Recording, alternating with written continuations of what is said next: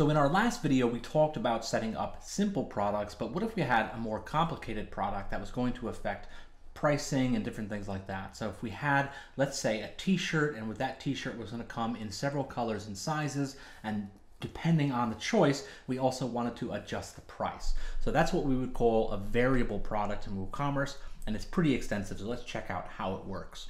If we hover over our products and we click on Add New, let's use that t-shirt example because it's a pretty easy one to understand.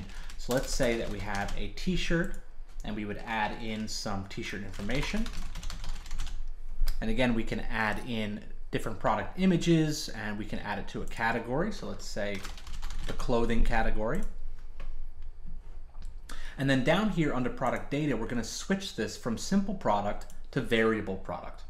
So you can see that these options change. So under general, we're just picking the status and the class. And under inventory, it's the same thing. We can give it a SKU. We can choose whether or not we want to manage stock. We can choose whether or not we want it to be sold individually, etc. Shipping is all the same, and the same thing with linked products. Where it really changes is where we get to attributes. So the first thing that we're going to do is we're going to add in our attributes. So let's say that we wanted an attribute for color, and we would add in white, black, and blue. And we want to make sure that we click on visible on the product page. That means users are going to be able to select which ones they like, and also that it's used for variations. And what that's going to be is I'm going to show you that in 1 second, how that's used. But before we do that, let's add another one, and let's add in one for size.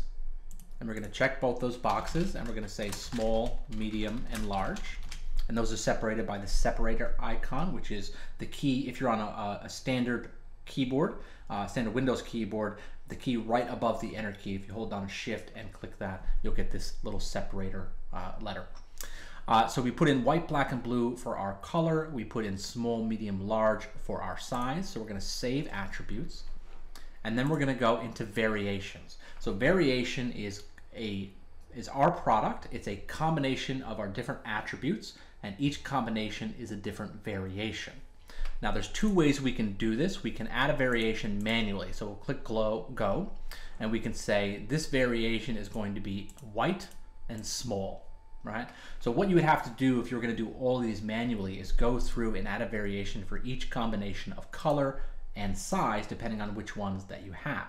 If you have all variations available, then we can do it a little bit easier, which we can switch this and say create variations from all attributes, and that's automatically going to pick, you know, white small, white medium, white large, black small, black medium, black large. It's going to create a variation for every single combination. So if you have all of those available, this is going to be the quickest way to do it. So I'll just remove this really quickly, and we'll just do create variations from all attributes. We'll click go. It's going to give me a little message that says if I have a ton of these, it may take some time, and the limit is 50. So if you have more than 50 combinations, you may have to run this a couple times or add in the other ones manually. So we'll just click OK, and that's going to create 9 variations, and you can see I have each color with each size. And what I can do now is I can go into each one of these individually.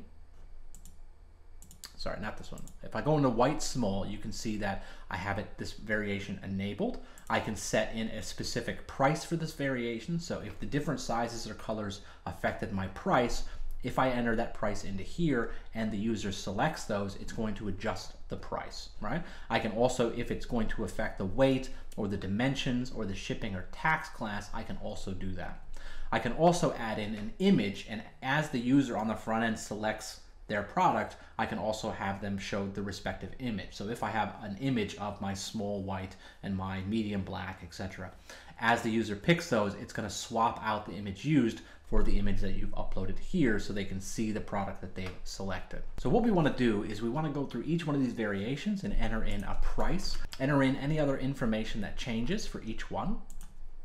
So I'll just quickly go through and add in the price for each product.